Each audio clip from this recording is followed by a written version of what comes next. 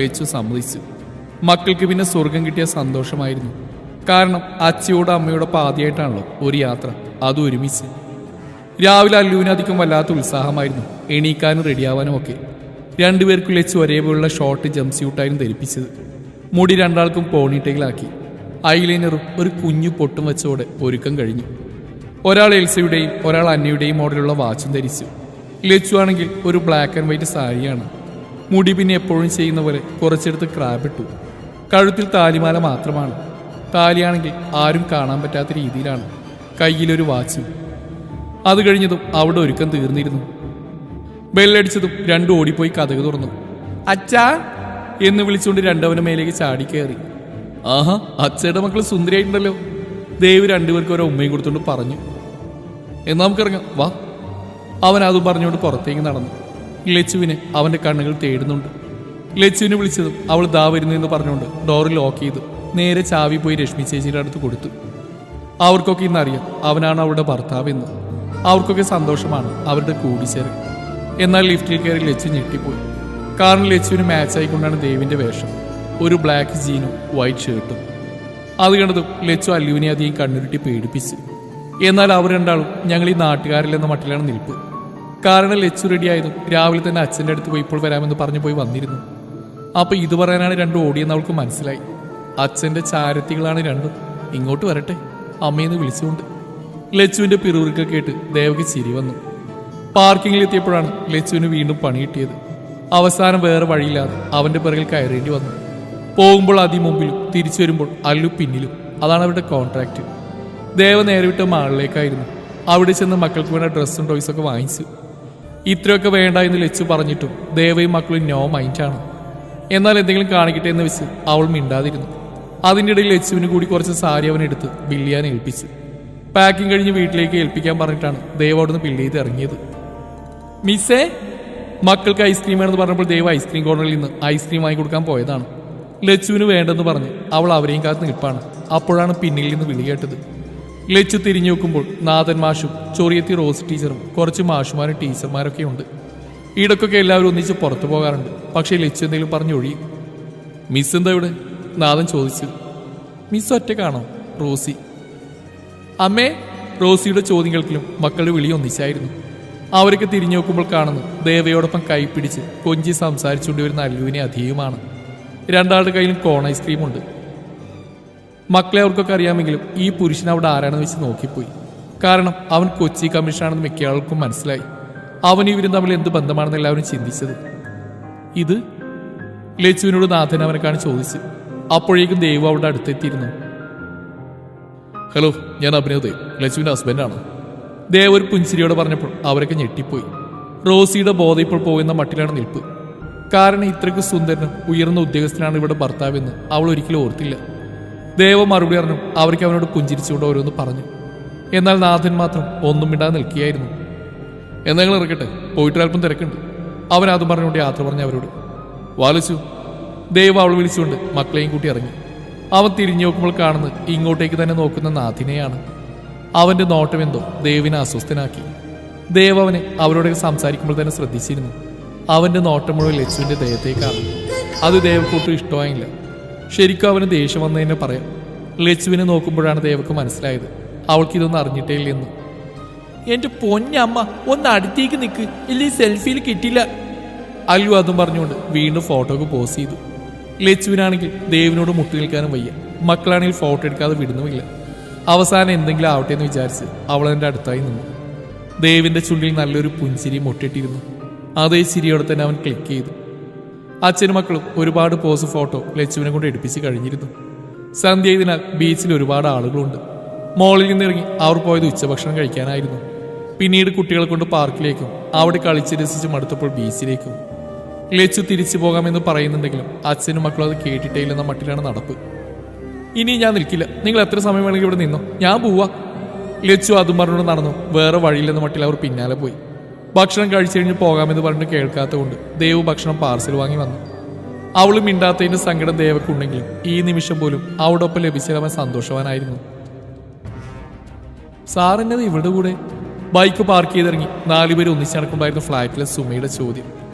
അവിടെ ആങ്ങൾക്ക് ലച്ചുവിന്റെ കയ്യിൽ നിന്നൊന്ന് കിട്ടിയതുകൊണ്ട് സുമക്ക് ലച്ചുവിനോട് ഒരു ദേഷ്യം കൂടുതലാണ്. അവന്റെ കയ്യിലിരിപ്പാണൊന്ന് കിട്ടിയെന്ന് സുമ ചിന്തിക്കാറ് പോലുമില്ല. അതെന്ത് ചോദ്യമങ്ങള്, എന്റെ ഭാര്യയുടെ കൂടെയല്ലേ ഞാൻ നടക്കേണ്ടത്? അതും പറഞ്ഞുകൊണ്ട് ദേവ് ലച്ചുവിന്റെ കൈ പിടിച്ച് ഒറ്റ നടത്തമായിരുന്നു. അവിടെ തന്നെ എന്നാൽ വെറുതെ ഓരോന്ന് പറഞ്ഞ് തർക്കിക്കണമെന്ന് വെച്ചാണ് ദേവ് വേഗം രംഗം വിട്ടത്. കാരണം കുറച്ചു ദിവസം മുമ്പ് ഫഹദ് അവന് വിളിച്ചിരുന്നു. ലച്ചുവിന്റെ നിർബന്ധപ്രകാരമാണ് ഒന്നും പറയാത്തതെന്നും അതിനുവേണ്ടി മാപ്പപേക്ഷിച്ചാണ് അവൻ വെച്ചത്. അതുപോലെ തന്നെ ആ ഫ്ലാറ്റിൽ അവിടെ ആരൊക്കെ ഓരോന്ന് കുത്തിപ്പറഞ്ഞ് നോവിക്കുന്നുള്ള ചോദ്യത്തിന് ഫാഹു കൊടുത്ത മറുപടിയിലുള്ളതാണ് ഈ സുമ. ലച്ചു കൈപിടിക്കാൻ നോക്കുന്നുണ്ടെങ്കിലും ഉടുമ്പിനെ പോലെ പിടിച്ച പിടിയാൽ തന്നെ ദേവ് നടന്നു. അപ്പോഴേക്കും കുട്ടികൾ ഓടിപ്പോയി ചാവി കൊണ്ടുവന്നിരുന്നു. ഡോറ് തുറക്കാൻ സമയമാണ് ലച്ചുവിന്റെ കയ്യവൻ മോചിപ്പിച്ച്. അതിനവൾ അവനെ നോക്കി തുറിച്ചു നോക്കിയെങ്കിലും അവൻ ചിരിച്ചുകൊണ്ടിരുന്നതേയുള്ളൂ. നോക്കി പേടിപ്പിക്കാതെ കഥക് തുറക്കടി ഉണ്ടക്കണ്ണി, ദേവ് പറഞ്ഞു. പിള്ളേർ രണ്ടും പൊട്ടിച്ചിരിച്ചു. അതിനവർ രണ്ടുപേരെയും നോക്കി ഭസ്മമാക്കില്ലെന്നേ ഉള്ളൂ ലച്ചു. അവളുടെ ഉണ്ടക്കണ്ണ് വീഴ്ചവും പിള്ളേർ ദേവിന്റെ പിന്നിലായിരുന്നു വായു പൊത്തിക്കൊണ്ട് ചിരിച്ചു. എന്നാ അച്ഛൻ പോട്ടെ, ഭക്ഷണം കഴിച്ച് എന്റെ ചുന്ദരിമണികൾ ചാച്ചാൻ നോക്ക്. ദേവ് അതും പറഞ്ഞുകൊണ്ട് രണ്ടുപേർക്കും ഒരു ഉമ്മയും കൊടുത്തു. അത് ശരിയാവില്ല, അച്ഛൻ കഴിച്ചിട്ട് പോയാൽ മതി. അല്ലു അതി അവനെ കൈപിടിച്ച് വലിച്ചു അകത്തേക്ക്. വാ അച്ഛാ, പ്ലീസ് അച്ഛാ, അമ്മ ഒന്നും പറയില്ല. ലച്ചു എതിർപ്പൊന്നും പറയാത്തോണ്ട് ദേവ് അകത്തേക്ക് കയറി. രണ്ടുപേരും ഡ്രസ്സൊക്കെ മാറ്റി ഫ്രഷ് ആയി വാ, എന്നിട്ട് ഫുഡ് കഴിക്കാം. ലച്ചു അതും പറഞ്ഞുകൊണ്ട് അകത്തേക്ക് നടന്നു. എന്നാൽ അച്ഛനും ഫ്രഷ് ആയി വരട്ടെ. അച്ഛൻ പറ്റിക്കുമോ? അത് ചോദിച്ചു. ഇല്ലടാ. പ്രോമിസ്? അല്ലു. എൻ്റെ പഞ്ചാര മണികളാണ് പ്രോമിസ്. ദേവ് ആവും പറഞ്ഞുകൊണ്ട് ഫ്രഷ് ആവാൻ ഫ്ലാറ്റിലേക്ക് പോയി. ദേവ് വേഗം ഫോണിൽ ചാർജിങ്ങിട്ട് കുളിച്ച് ഫ്രഷായി വന്നു. നോക്കുമ്പോഴാണ് അരുണിൻ്റെ മിസ് കോൾ കാണുന്നത്. അവനുടൻ തന്നെ ഫ്ലാറ്റ് പൂട്ടി അവന് കോൾ ചെയ്തുകൊണ്ട് ഇറങ്ങി. ഹലോ, എന്താടാ? എവിടെ പോയി കിടക്കായിരുന്നു? ഭാര്യയുടെ കൂടെ കറക്കം കഴിഞ്ഞോ? ഓ കഴിഞ്ഞു മോനെ. എവിടെ റീത്തും പിള്ളേരും? ആ, അവൾക്ക് ഇപ്പോൾ അച്ഛനമ്മയും കിട്ടി, പിന്നെ ഞാൻ പുറത്താടാ. അത് കളക്കി. എങ്ങനെയുണ്ട് സ്വന്തം വീട്ടിലെ സഹവാസം? ഓ നല്ലൊരു ആശ്വാസമുണ്ട്. അതുമല്ല ജോലിക്ക് പോകുമ്പോൾ സാവധാനമായിട്ട് അവരിവിടെ കഴിഞ്ഞോളല്ലോ. അത് ശരിയാ. നീ എന്തിനിപ്പോൾ കോൾ ചെയ്ത്? എന്തെങ്കിലും ആവശ്യം? ഏയ് ഇല്ലടാ, ഞാൻ ചുമ്മാ വിളിച്ച. ഭാര്യയുടെ കൂടെ നീണ്ട 4 വർഷത്തിന് ശേഷമല്ലേ കറക്കം, അതൊക്കെ ഒന്ന് അറിയാൻ വേണ്ടി. എന്നാ നീ വെച്ചോ, അച്ഛൻ വിളിക്കുന്നുണ്ട്. ഓക്കെ ശരിയാണ്, നാളെ കാണാം, ഗുഡ് നൈറ്റ്. ദേവ് അതും പറഞ്ഞ് ലച്ചുവിൻ്റെ ഫ്ലാറ്റിനകത്തേക്ക് കയറിയപ്പോൾ തന്നെ കേൾക്കുന്ന ലച്ചുവിൻ്റെ ശബ്ദമാണ്. ഹാളിലേക്ക് കയറി മുറിയുടെ അകത്തേക്ക് നോക്കുമ്പോഴാണ് അവൻ കാണുന്നത്. അമ്മയും മക്കളും താൻ വന്നപോലും അറിഞ്ഞിട്ടില്ല. ദേ രണ്ടിനോട് നിൽക്കാനാ പറഞ്ഞു, ആ മുടിയൊന്ന് ഉണക്കട്ടെ ഞാൻ. അതും പറഞ്ഞുകൊണ്ട് ലച്ചു പിന്നാലെ ഓടുകയാണ് രണ്ടിൻ്റെയും. എന്നാൽ അവർ രണ്ടും ബെഡ് ചാടിക്കയറി ഓടിയും അവിടെ കയ്യിൽ നിന്ന് വഴുതിപ്പോവും. അമ്മ യു ക്യാൻ. അല്ലു. കമോൺ അമ്മ. അതി. അവളുമാരുടെ യു ക്യാൻ വേണമെങ്കിൽ തരോടുക്ക്, എനിക്കെന്താ പനി എന്ത് വേണമെങ്കിൽ പിടിക്കട്ടെ, അച്ഛൻ്റെ അധികം മക്കൾ പറഞ്ഞാൽ കേൾക്കില്ല. ലച്ചു അതും പറഞ്ഞോളൂ ടൗല് ബെഡിലേക്ക് എറിഞ്ഞ് നടക്കാൻ തുടങ്ങുമ്പോഴാണ് കൈകെട്ടി കഥകൾ ചായൽക്ക് ദേവിനെ കാണുന്നത്. അവനെ കണ്ടതും അവളൊരു നിമിഷം അവിടെ സ്തംഭിച്ച് നിന്നുപോയി. പിന്നെ അവനെ കൂട്ടാക്കാൻ നടക്കുമ്പോഴാണ് അവിടെ കൈ പിടിച്ച് അടുത്തേക്ക് വലിച്ചത്. അച്ഛക്കാണ് അമ്മക്കാണ് ഈ സ്വഭാവം എൻ്റെ പൊന്നുമോളൊന്ന് ഓർത്ത് നോക്കി. അവിടെ കാതോരം ചെന്നുകൊണ്ട് അവൻ ചോദിച്ചു. ആ അത് പിന്നെ എൻ്റെ കൈവിട്ട് എനിക്ക് വിശക്കുന്നുണ്ട്. ആ തീറ്റയുടെ കാര്യത്തിൽ മാത്രം അന്നൊന്നും എനിക്കൊരു മാറ്റവും വന്നിട്ടില്ല, അവൻ കൈവിട്ടുകൊണ്ട് പറഞ്ഞു. അതിനവളൊന്ന് ചുണ്ടുകൂർപ്പിച്ച് നോക്കിക്കൊണ്ട് നടന്നു. ദേവ് ഓർത്തത് ലച്ചുവിനെ എന്നും തലകൊടുക്കാൻ വല്ലാത്ത മടിയാണ്. താൻ വേണം പിന്നാലെ ചെന്ന് തലകൊടച്ചു കൊടുക്കാൻ. അതിനുവേണ്ടി അവൾ പിന്നാലെ തന്നെ ഒരുപാട് ഓടിക്കാറുണ്ട്. അതോർത്തതും അവൻ്റെ ചുണ്ടിൽ പുഞ്ചിരി മൊട്ടിയിട്ടു. അച്ഛാ. അപ്പോഴാണ് കുട്ടികൾ അവനെ അവരുടെ അടുത്തേക്ക് വരുന്നത് കണ്ടത്. അപ്പോൾ തന്നെ അവൻ്റെ മേലേക്ക് രണ്ടും ചാടി. എന്തിനാ മക്കളെ പാവം എങ്ങനെ ഓടിക്കുന്നത്? നേരെ തല ഒടിച്ചില്ല എൻ്റെ കുട്ടൂസുകൾക്ക് പനി വരില്ലേ? ദേവ് അതും പറഞ്ഞുകൊണ്ട് രണ്ടുപേരുടെയും തല നന്നായി തുടച്ചു കൊടുത്തു. ഞങ്ങൾക്ക് പനി വന്നാ അച്ഛക്ക് വിഷമാവോ? അല്ലു. പിന്നില്ലാണ്ട് അച്ഛക്കും അമ്മക്കും നിങ്ങളല്ലാതെ ആരാ ഉള്ളു? നിങ്ങൾക്ക് പനി വന്നാൽ ഞങ്ങൾക്കല്ലേ സങ്കടം? ശരിക്കും? അതി. ആടാ, അച്ഛൻ്റെ അമ്മയുടെയും പഞ്ചാര മണികളല്ലേ നിങ്ങൾ. അവനത് പറഞ്ഞു. രണ്ടുപേരും അവനവരെ ഉമ്മയും കൊടുത്ത് അവനെ കെട്ടിപ്പിടിച്ചു. അവനും അവരെ ചേർത്ത് നിർത്തി. കാരണം അവൻ്റെ ഉള്ളാകിയ ഒരു അസ്വസ്ഥതയാണ് കുറച്ച് ദിവസമായിട്ട്. ആഹാ, ഇതാര്? മുഖത്തിന് നാണൊക്കെ കാണാൻ പറ്റുന്നുണ്ടല്ലോ. വീടിൻ്റെ അകത്തേക്ക് കയറി ദേവിനെ കണ്ട് അരുൺ കളിയാക്കി. പോടാ പോടാ, ചെന്ന് റെഡിയായിട്ട് വേണം. ചേടാ ഞാൻ ആ മുഖം നേരെ കാണട്ടെ, ഉമ്മ വെച്ച പാടൊന്നും കാണുന്നില്ലല്ലോടാ. അരുൺ ദേവിന്റെ മുഖം അങ്ങോട്ടും ഇങ്ങോട്ടും തിരിച്ചോട്ട് പറഞ്ഞു. അപ്പോൾ തന്നെ ദേവ് അവന്റെ കൈ പിടിച്ച് തിരിച്ചിരുന്നു. ആ അമ്മേ വീടാ നാറി, പൊന്നല്ലേ എൻ്റെ മര്യാദക്ക് പറഞ്ഞ അവൻ കേൾക്കില്ല. അത് പറഞ്ഞുകൊണ്ട് ദേവ് കൈവിട്ടു. അതിന് അരുണൊന്ന് ലിസ്റ്റ് കൊടുത്തു. ആഹാ, ഇതാരും അബിയോ? റീത്തു ഭക്ഷണം ടാബിലേക്ക് വെച്ചുകൊണ്ട് പറഞ്ഞു. എവിടെ അച്ഛനും അമ്മയും പിള്ളേരൊക്കെ? അവരെ കണ്ട് ഇവനൊപ്പം കൂടി സ്റ്റേഷനിലേക്ക് പോകാന്ന് വെച്ച് വന്നാ? അയ്യോ, കുറച്ച് മുമ്പാ അവർ അമ്പലത്തിലേക്ക് ഇറങ്ങിയത്. അത് ശരി, അപ്പം അടുത്ത പ്രാവശ്യം കാണാം. ഡാരുണേ വേഗം കഴിച്ചിട്ട് വേണം. നീയും ഇരിക്കും. വേണ്ടടാ, ഞാൻ കഴിച്ചിട്ട് ഇറങ്ങിയത്. എന്നാ പിന്നെ ചായ എടുക്കട്ടെ? റീത്തു. വേണ്ടടി, വയറ് ഫുള്ളാ, അടുത്ത പ്രാവശ്യം നോക്കാം. അപ്പോഴേക്ക് അരുൺ വേഗം കഴിച്ചു വന്നു. ദേവിന്റെ ബുള്ളറ്റിലായിരുന്നു രണ്ടുപേരുടെയും യാത്ര. അവർ രണ്ടാളും ഇപ്പോൾ അത്രയ്ക്കും അടുത്ത കൂട്ടുകാരാണ്. ദേവിന്റെ ലൈഫിൽ സംഭവിച്ചൊക്കെ അരുണിനെ അറിയാം ഇപ്പോൾ, കുറച്ചൊക്കെ റീത്തുവിന്.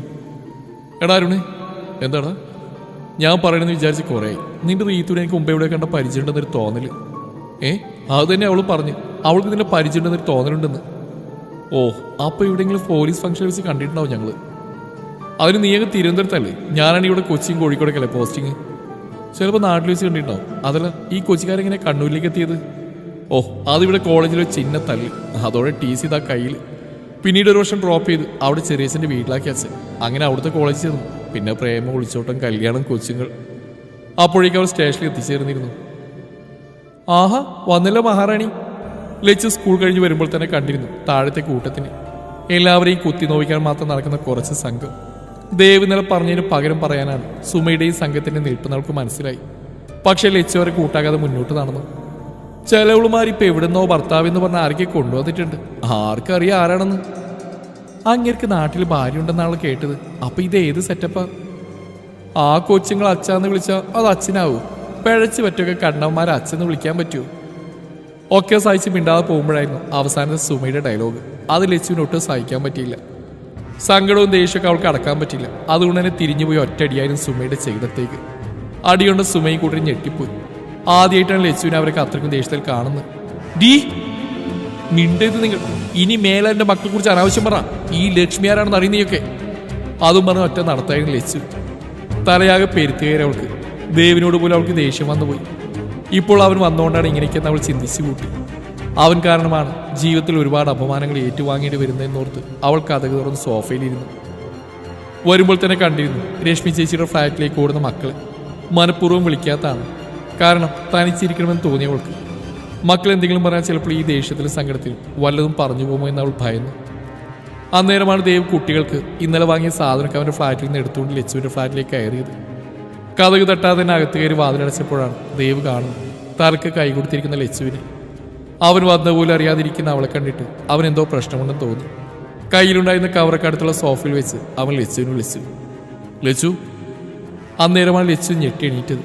കണ്ണാകെ നിറഞ്ഞിട്ടുണ്ട്. അവൾ വേഗം തുടച്ചു. മക്കളെ ചേച്ചിയുടെ അടുത്താ. ദേവ് പിന്നെ വാ. അതും പറഞ്ഞ് നടക്കാൻ തുടങ്ങി ലച്ചുവിൻ്റെ കയ്യിൽ ദേവ് പിടിച്ചു. എന്തു പറ്റി ലച്ചു? എന്താ കണ്ണൊക്കെ നിറഞ്ഞിട്ട്? ആരെങ്കിലും എന്തെങ്കിലും പറഞ്ഞോ? പറ. ഒന്നുമില്ല ദേവ, നീ കൈവിട്. അവൾ അന്നും പറഞ്ഞുകൊണ്ട് കൈയെടുത്ത് മാറ്റാൻ നോക്കി. നീ കാര്യം പറയും. എന്തു പറ്റി? ഒന്നുമില്ലെന്ന് പറഞ്ഞില്ലേ? നിങ്ങൾ കൈവിട്. കാര്യം എന്താണെന്ന് പറയച്ചു. നിങ്ങളോടല്ലേ എൻ്റെ കൈവിടാൻ പറഞ്ഞു എന്ന് പറഞ്ഞ ഒറ്റ തള്ളായിരുന്നു ദേവിന്. അവൻ പിന്നിലേക്ക് പോയി. എന്താ നിങ്ങൾക്ക് അറിയണ്ടേ? ചോദിക്കും. എന്നെ ആരെങ്കിലും പറഞ്ഞോന്നോ? എന്നാ കേട്ടോ, എന്നെ ഇത്രയും വർഷം ഓരോ ആളുകൾ ഓരോന്നും പറയാറുണ്ട്. അതൊക്കെ ദേവിനെ ഇല്ലാതാക്കാൻ പറ്റൂ? പറ. ഒരു പ്രാന്തിയെ പോലെ കരഞ്ഞുകൊണ്ട് അവന്റെ ഷർട്ടിൽ പിടിച്ചുകൊണ്ട് അവൾ ചോദിച്ചു. ദേവ് ഞെട്ടിപ്പോയി അവളുടെ കാട്ടിക്കൂടൽ കണ്ടിട്ട്. കരയില്ല ലച്ചു, പ്ലീസ്. താനാണ് എന്നെ ഇങ്ങനെ കരയാൻ പഠിപ്പിച്ച്. എന്റെ ജീവിതം ഇങ്ങനെ ആക്കിയിട്ട് മതിയല്ലേ തനിക്ക്? ഞാൻ സമാധാനത്തിൽ ജീവിതം സഹിക്കാൻ വയ്യാത്തോണ്ടാണ് ഇങ്ങോട്ട് വന്നത്. ലച്ചു, ഞാൻ പറയുന്നു കേൾക്ക്. അവൻ അതും പറഞ്ഞുകൊണ്ട് അവളെ ചേർത്ത് നിർത്താൻ നോക്കി. തൊട്ടു പോയതന്നെ നിങ്ങൾ. എന്തിനെന്റെ ജീവിതത്തേക്ക് ഇപ്പൊ കയറി വന്ന്? നിങ്ങൾ അവൾ സന്തോഷമായിട്ട് ജീവിക്കുന്നില്ലേ? പിന്നെ എന്തിനാ എന്റെ സന്തോഷം തല്ലിക്കെടുത്തുന്നത്? എന്തൊക്കെയാ ലച്ചു നീ പറയുന്നത്? അവനൊന്നും മനസ്സിലാതെ അവൾ നോക്കി ചോദിച്ചു. ഞാൻ ചെയ്യാത്ത തെറ്റിന് പകരം വീട്ടുകയാണോ എന്റെ മക്കളെ എന്നിൽ നിന്ന് അകറ്റി? അന്ന് ഞാൻ പറഞ്ഞല്ലേ എനിക്കൊന്നും അറിയില്ലെന്ന്. എന്നിട്ടും മതിയായില്ലേ നിങ്ങൾക്ക് രണ്ടാൾക്കും? നിങ്ങളുടെ ജീവിതത്തിൽ ഞാൻ വരുന്നില്ലല്ലോ. പിന്നെ എന്തിനാ നിങ്ങൾ എന്റെ ജീവിതത്തിലേക്ക് വരുന്നത്? ഓ, ഹേമയുടെ കൂടെയുള്ള സന്തോഷം തികയാത്തോണ്ടാണോ എന്റെ മക്കളെ കൂടി കൊണ്ടുപോകാൻ നോക്കുന്നത്? എന്നാ ദേവ കേട്ടോ, എന്റെ മക്കളെ എന്നിൽ നിന്ന് അകറ്റുന്ന നിമിഷം ഞാൻ ഈ ഭൂമി വിട്ട് പോയിരിക്കും. ദേഷ്യത്തിലും സങ്കടത്തിലും ലച്ചു എന്തൊക്കെ പ്രാന്താണ് വിളിച്ചു പറഞ്ഞതെന്ന് അവൾക്ക് പോലും അറിയില്ല.